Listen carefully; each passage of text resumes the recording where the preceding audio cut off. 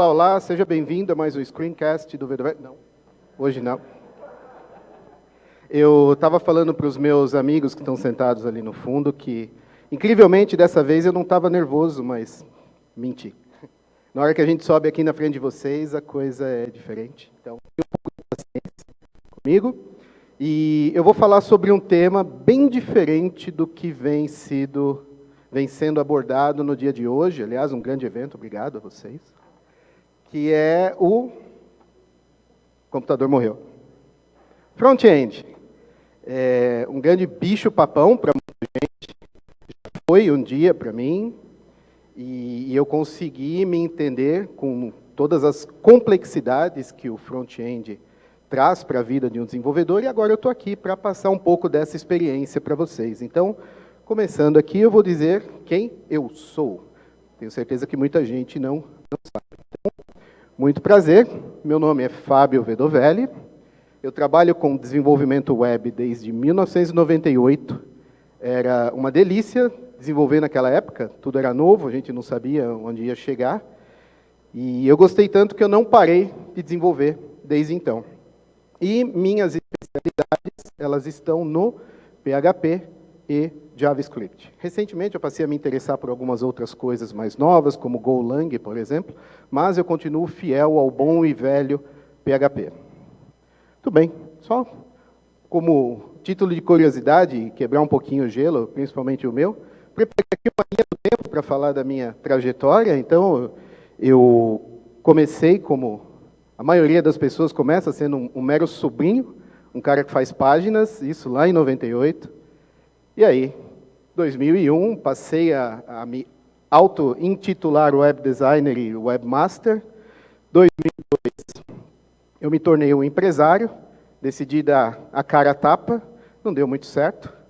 E aí, voltei a ser um mero freelancer, sem as obrigações de um empresário, principalmente sem o governo em cima dos meus ombros, e isso foi uma delícia.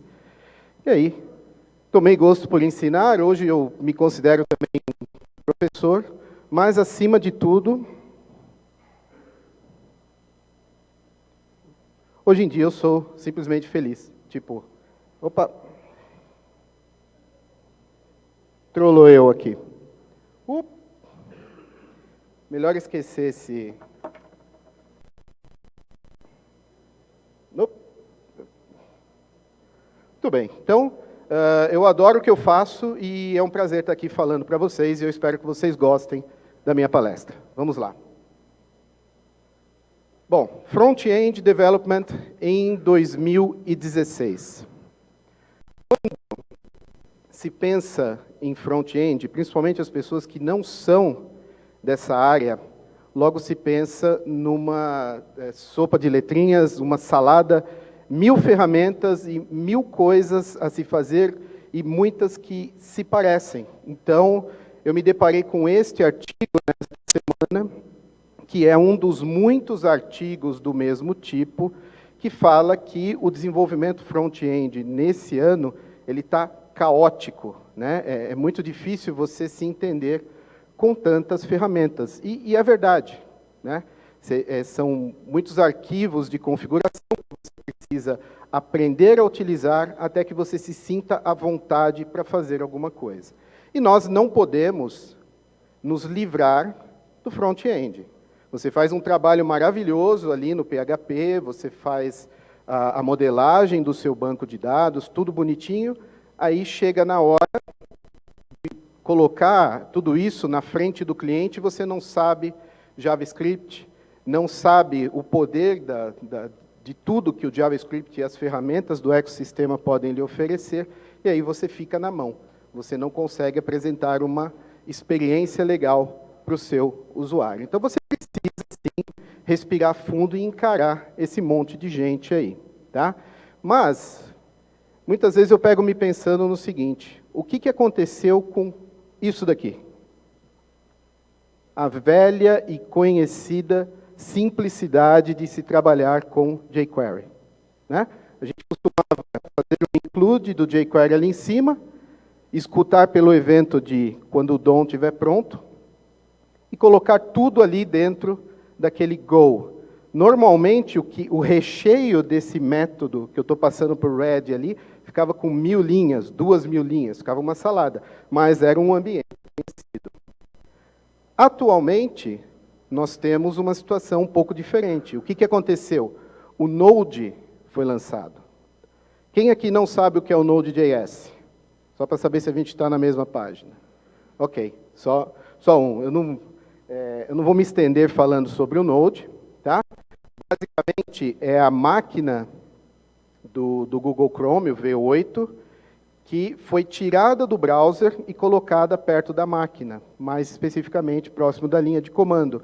E isso possibilitou desenvolver N ferramentas, que são as ferramentas que são utilizadas para o desenvolvimento front-end. Então, com o advento do Node.js, muitas novas ferramentas foram criadas.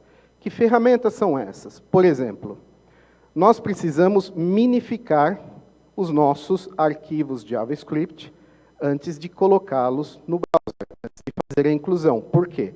Porque esses arquivos, além de costumeiramente ser muito grandes, eles precisam trafegar pela web até chegar no browser para só então serem interpretados e o seu resultado mostrado. Então, minificar significa tirar espaços, quebras de linha, mudar nomes de variáveis que normalmente são grandes para serem pequenos, e isso era uma tarefa tediosa. Você tinha que pegar o seu arquivo, mandar para um serviço manualmente e baixar a versão minificada. Então, foi construída uma ferramenta de linha de comando com o Node.js para que esse processo de minificação ficasse automático.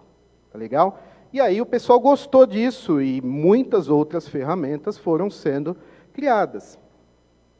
E aí, além de você escolher as suas ferramentas para JavaScript e CSS, por exemplo, jQuery e um framework para desenvolvimento de JavaScript, não sei, eu gosto de Vue.js, o mais popular é o Angular.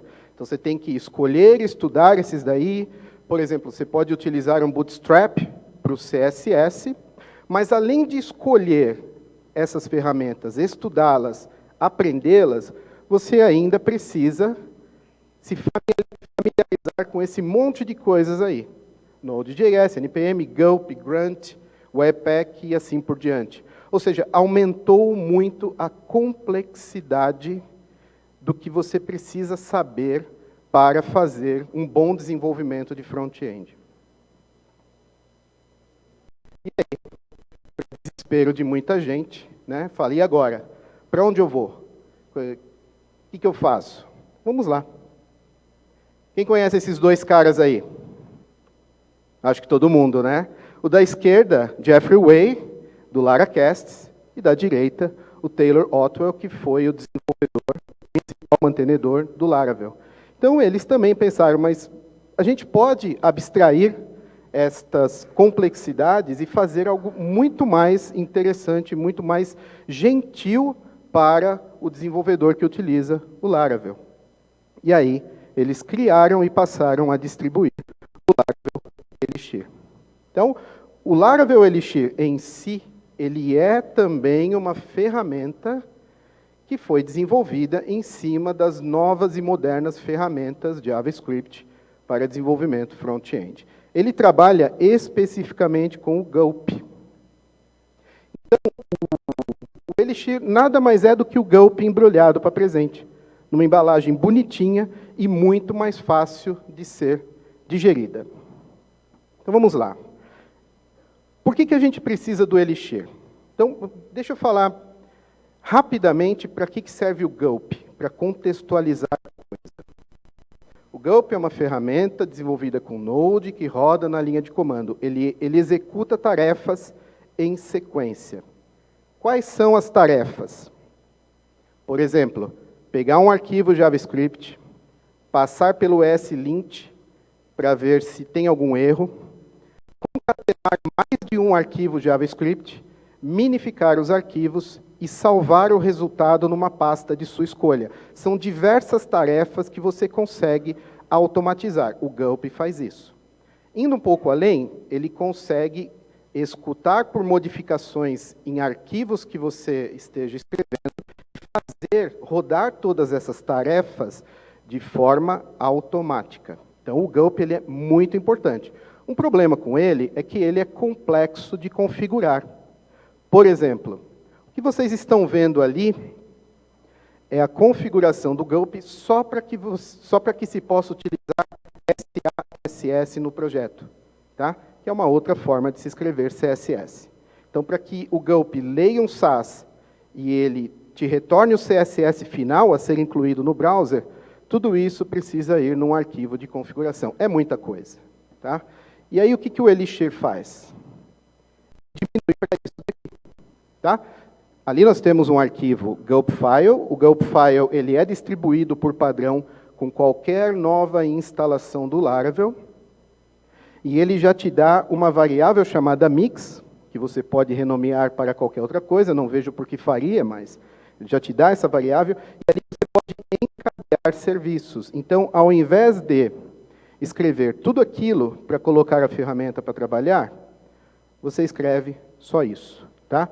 E a isso nós damos, a isso nós damos o nome de Syntactic Sugar, tá? Que é uma forma mais bonitinha e sucinta de escrever uma coisa. Em programação, existem diversos outros exemplos de Syntactic Sugar, tá? Esse é um deles. E aí, no final, esse é um Gulp file de uma aplicação que está em produção nesse momento, que é a aplicação que eu desenvolvo como profissional para a empresa que eu trabalho. Então, olha só, eu tenho ali um live reload, para que a aplicação ela se atualize automaticamente quando eu salvar os meus arquivos. Eu tenho o Browserify, eu tenho esse monte de arquivos de JavaScript concatenados num único arquivo final. Eu tenho todas essas folhas de estilo sendo concatenadas neste último arquivo final. Eu tenho cópia de alguns arquivos, da pasta A para a pasta B. E, por fim, eu tenho esse version aqui, que é o que nós chamamos de cache buster. Depois eu falo um pouco mais sobre isso. Qual que é a minha intenção ao trazer este arquivo para a palestra? É mostrar que, mesmo utilizando Syntactic Sugar, eu tenho esse monte de coisa a ser configurada. É lógico que eu não configurei isso de uma vez. Eu fui adicionando arquivos durante o desenvolvimento do projeto, quando se mostrou necessário adicionar um novo arquivo no projeto. Mas imagina o tanto de configuração que eu teria que fazer se eu não estivesse utilizando o Laravel Elixir. Então, com isso, eu espero ter mostrado para vocês a importância dessa ferramenta que já vem distribuída por padrão com o Laravel. Então, nada melhor do que mostrar um pouquinho da coisa sendo feita ao vivo. E aí eu peço para vocês aí uma corrente positiva de pensamento, porque fazer ao vivo é complicado. Cadê o Michael? O Michael serve.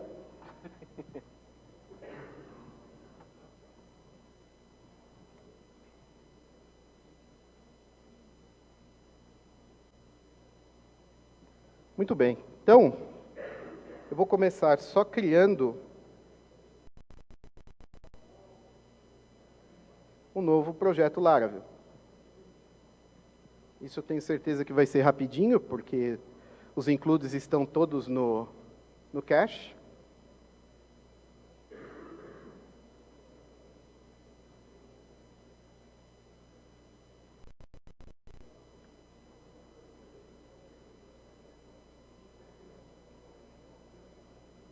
Vai, solta a minha musiquinha.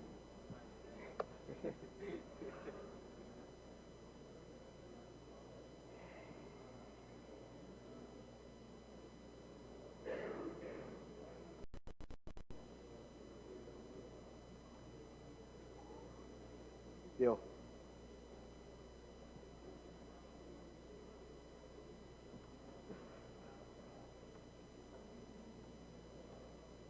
Muito bem, eu abri aqui o projeto recém-criado no Sublime. E aí eu quero a atenção de vocês para dois arquivos. Conseguem ver bem ali na tela? Legal. Esse que eu abri é o package.json. Ele é o arquivo utilizado pelo NPM para instalar dependências de front-end. Então, o que isso significa? O NPM é o instalador de pacotes do Node. Quando você roda um npm install na raiz do seu projeto Laravel, e isso você faz utilizando a linha de comando, o terminal, ele vai ler este arquivo, ele vai ler a lista de dependências que está ali, e ele vai no repositório do npm e vai trazer isso e salvar numa pasta Node Modules. Então, ali tem todas as bibliotecas necessárias para que a gente trabalhe de uma forma legal com front-end no Laravel. Muito bem. E aí, como eu já disse, o Gulp File, que é distribuído por padrão em qualquer instalação do Laravel. Então, nós já temos ali 2 exemplos, um para o SaaS e um para o Webpack, e aí eu vou só removê-los para que eu possa fazer a minha própria programação. Muito bem. Então, estando na raiz do projeto, eu vou rodar um npm install, para que o package.json seja lido. Essa ação geralmente demora um pouco, mas eu já trouxe todas as dependências e coloquei ali dentro da pasta, só para que a gente não perdesse tempo aqui durante a palestra. Mas eu vou utilizar o mesmo comando com a flag save, para que essas 3 novas dependências que eu vou pedir agora sejam colocadas automaticamente no package.json. Eu quero jQuery, Bootstrap e Font Awesome. Então, tudo isso será trazido automaticamente, sem que eu precise fazer o download manual no site de cada um dos desenvolvedores dessas ferramentas. Muito bem, todas instaladas.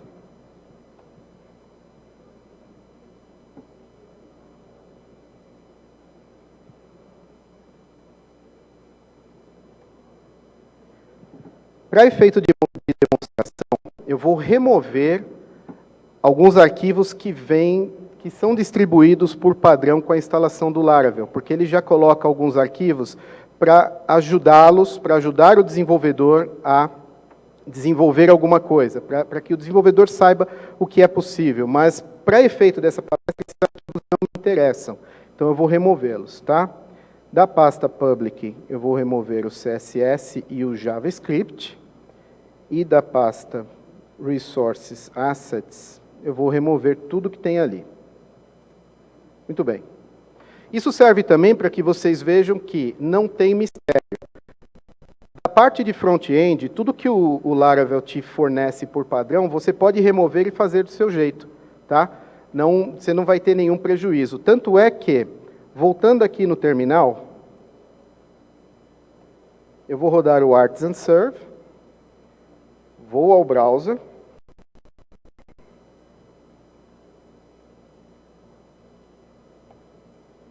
e está lá. Eu tenho o Laravel rodando numa boa. Perceba que eu abrindo aqui o console do Chrome, eu não tenho nenhum erro de console, ou seja, não tem nenhum problema com o meu front-end. Tá? E aí agora eu vou começar a desenvolver alguma coisa. Primeiro, eu vou limpar esta view welcome para poder colocar o meu próprio código. Então, eu vou trazer ali um HTML limpinho, zerado.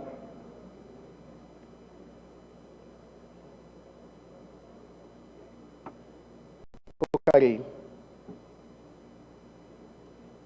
um div de class container, e aí eu já vou começar a utilizar algumas classes CSS do Bootstrap, que é o que eu tenho costume de utilizar.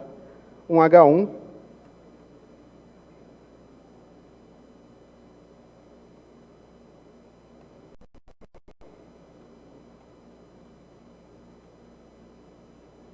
Muito bem, então, esta é a minha nova interface de front-end.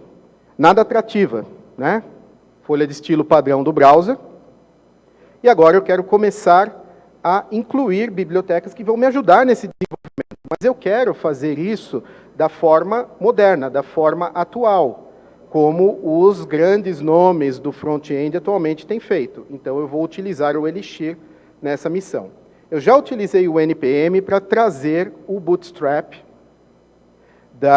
do repositório NPM. Então, agora eu vou ao File, e vou utilizar um método chamado styles. O styles, ele recebe 2 parâmetros por padrão, para que ele possa trabalhar. O primeiro é um array de arquivos, e o segundo é uma string que contém o caminho do arquivo final de JavaScript, e esse é o arquivo que será incluído no browser. Então eu vou começar por ali. Public, JS, eu vou chamar de vendor.css. Por que vendor? Vendor é o nome que normalmente se dá à pasta onde estão as bibliotecas de terceiro. Então isso é só uma convenção, você pode dar o nome que você quiser. Agora, da onde vêm os arquivos que eu quero colocar aqui dentro? Então, primeiro, o que eu estou fazendo aqui? Eu vou colocar 2 arquivos dentro desse array, o caminho de 2 arquivos, na verdade, e o gulp, através do Elixir, ele vai concatenar num único arquivo final, .css. Aonde estão esses arquivos? Estão na pasta Node Modules. Eu peço desculpas, está meio pequeno, eu não tenho como aumentar o tamanho daquela barra, pelo menos não de forma rápida, mas aqui dentro, não faz nem sentido eu mostrar para vocês, se vocês não estão vendo, eu tenho uma pasta chamada Bootstrap, ali dentro dist, CSS, CSS. Como eu disse que eu ia inserir 2, eu já vou fazer aqui. Então, eu quero também o font also, e aí eu não tenho dist. Tudo bem, por enquanto eu vou fazer só isso, eu estou configurando o meu gulp. E aí eu venho no terminal, vou parar o servidor por um momento, e vou rodar o gulp. O que é esse gulp? Ele já vem no seu computador? Da onde que veio essa palavra? Não, você precisa instalá-lo. Então, se você for na documentação do Elixir no Laravel, você vai ver as instruções de como instalar. Mas é algo muito simples, como npm e -g, e é o atalho para install, -g é para instalar global, ou seja, você pode utilizar de qualquer pasta do seu computador, e aí você só põe o gulp client. Eu não vou instalar porque ele já está instalado aqui. Então, eu vou só rodar o gulp, ele vai ler o gulp file, e aí ele vai me dar um output, que eu vou interpretar agora. Então, o que ele fez ali na task?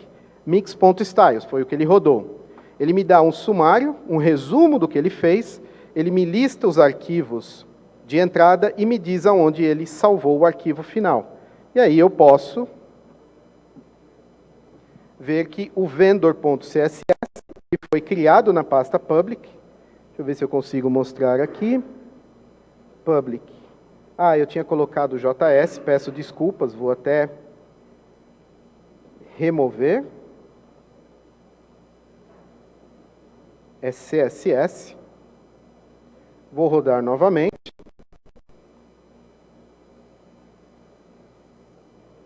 E agora eu tenho dentro de public, CSS, o arquivo vendor e um arquivo .map.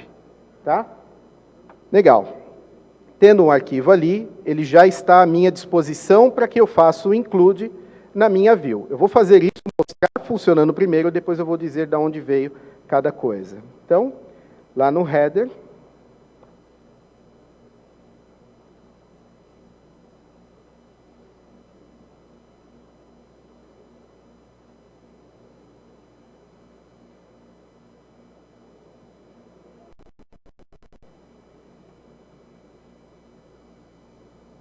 já está lá a minha interface formatada com o Bootstrap. Tá? Então, qual foi a mágica que aconteceu aqui?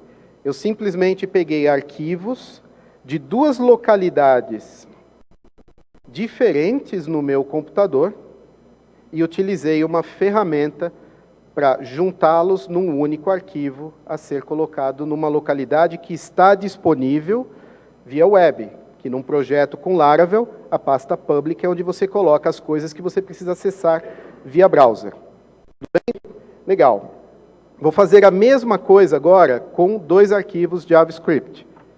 Primeiro, eu quero ter certeza que eu não tenho jQuery instalada na minha interface. Então, lá no console do Chrome DevTools, eu digitei jQuery, que é o nome da variável que se instala quando você faz o include de jQuery no seu HTML, não está lá. Então, rapidamente, eu vou até utilizar estes que já estão aqui, mas no lugar de styles, eu uso scripts. Então,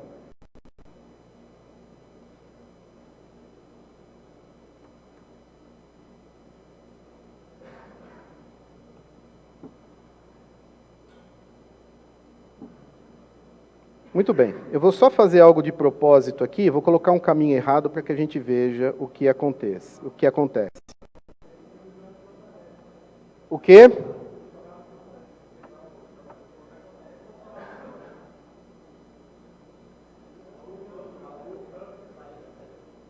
Ah, tá, desculpa, esqueci, obrigado. É bom saber que vocês estão atentos. Legal. Beleza, então, JS e vendor JS, perfeito. Joia.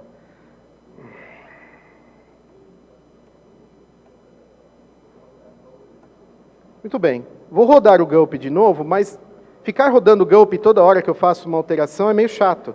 Então eu vou utilizar o Gulp Watch, que é o que faz com que os arquivos que eu estou mexendo sejam observados e esse comando Gulp seja rodado novamente de forma automática toda vez que eu salvo alguma coisa. Então perceba que naquele arquivo que eu deixei um caractere sobrando no path dele, ele me acusou que não foi encontrado, basta ver o vermelhão ali. Então eu vou só corrigir e torcer para que agora... Desculpa, eu passei uma informação errada. Como eu estou mexendo no arquivo fonte dele, que é o Gulp file, eu não posso usar o watch, e enquanto eu estiver configurando o meu trabalho, eu preciso continuar utilizando o Gulp. Então ele ainda está errado, porque não tem o JS. Muito bem, então agora eu tenho o meu arquivo JS. Para isso eu vou voltar aqui e confirmar que, tá, com certeza a pasta está lá. E aí, na linha 12.600 e alguma coisa é o final do meu arquivo JS, porque ele tem duas grandes bibliotecas, jQuery e Bootstrap, tudo num único arquivo. Legal. O que mais que... Bom, só para finalizar a parte de inclusão, eu volto no meu HTML, e aí lá embaixo, como já é de costume,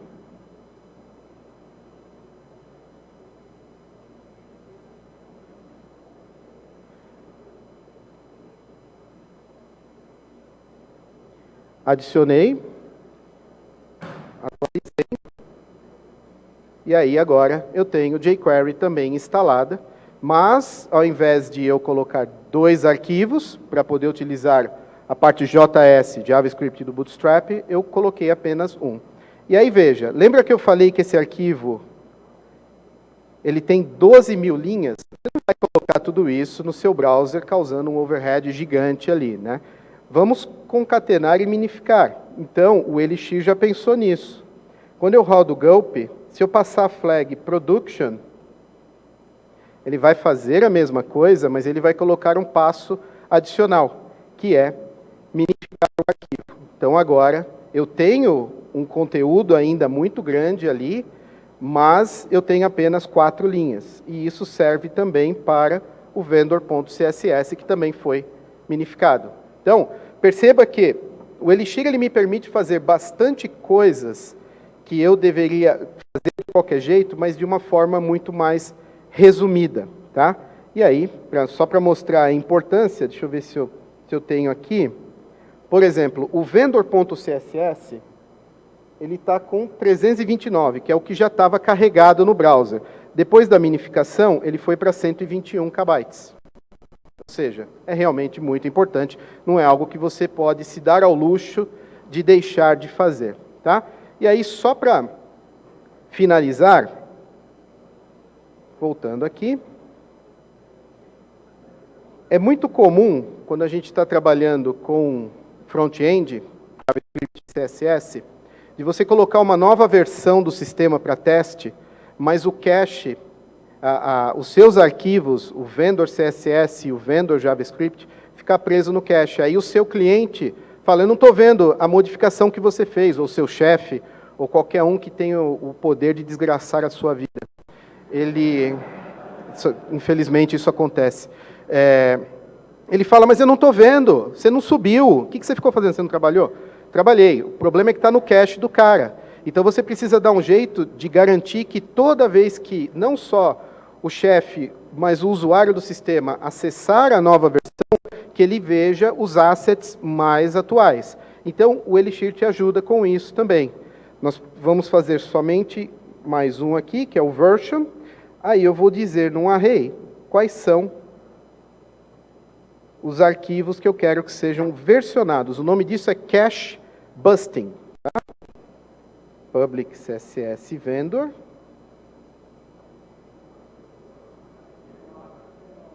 Publicar. Errado.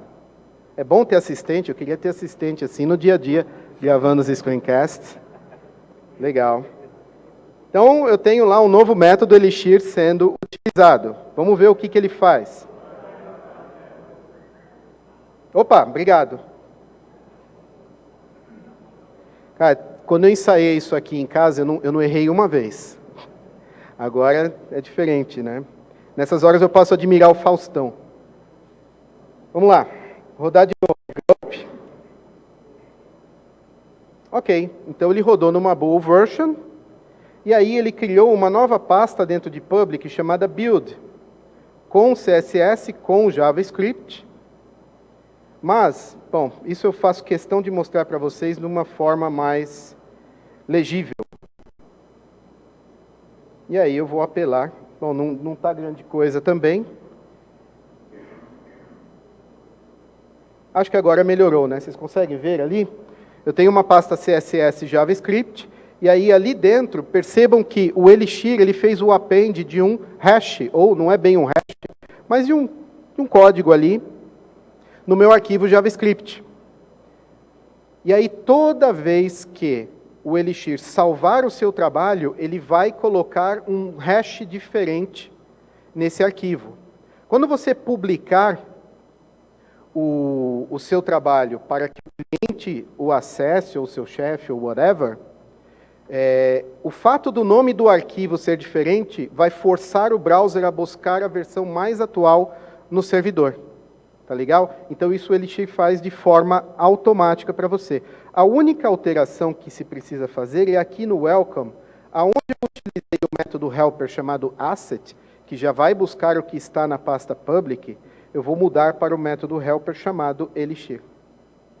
E aí, lá no browser, quando eu atualizar, perceba que eu tenho vendor CSS e JS, mas agora ele está me trazendo exatamente aquele que tem a nova versão, que é a com o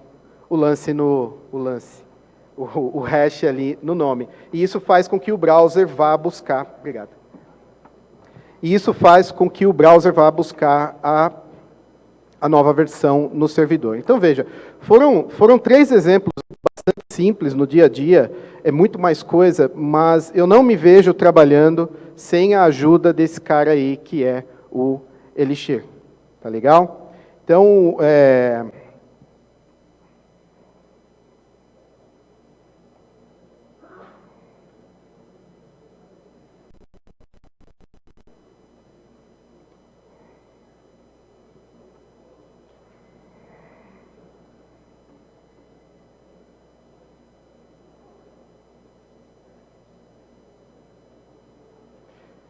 muito bem. Então, para você saber mais um pouco sobre isso, eu sugiro que, aliás, isso é o que eu sugiro o tempo todo, leia a documentação, tá?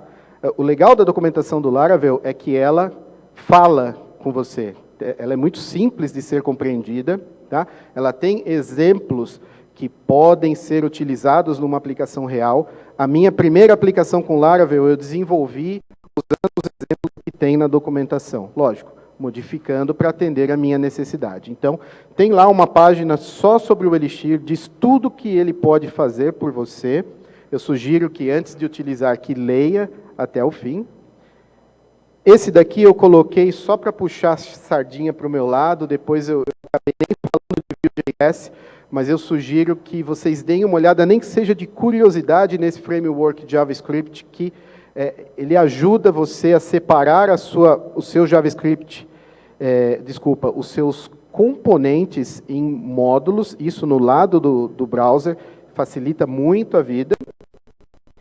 Veja também o Webpack, que eu acabei nem falando aqui, mas que te permite, aliás, só rapidinho sobre o Webpack, o que acontece? Um dos grandes desafios de você desenvolver com JavaScript é que no browser, você não consegue quebrar o seu arquivo em diversos e fazer o import dos arquivos ali no browser. Então, antes desse tipo de ferramenta, os arquivos de JavaScript eles tendiam a ficar muito grandes. Tá? Com esse tipo de ferramenta, que também foi desenvolvido em cima do Node.js, te permite o quê? Você fazer import de JavaScript, um dentro do outro, utilizando uma tarefa do Gulp, e aí no Elixir tem lá o mix.webpack, você põe o arquivo de entrada, ele lê todos os imports que tem ali, e dali para baixo, e ele te devolve um único arquivo JavaScript, que no final é o que você coloca na sua view. Então, isso também é muito importante, facilita muito a sua vida. Aqui nós temos a página documentação do Gulp, e um pequeno jabá, tá? Para quem não sabe, eu também dou curso, eu dou aulas, já tive 2 cursos de Laravel recentemente, e aí eu tenho um curso específico de Laravel com Vue.js, mas que eu explico um pouco além disso, e aí eu falo de forma muito mais abrangente sobre todas as ferramentas envolvidas no desenvolvimento de front-end com Laravel. E aí, muito obrigado, essa foi a minha palestra, espero que tenham gostado.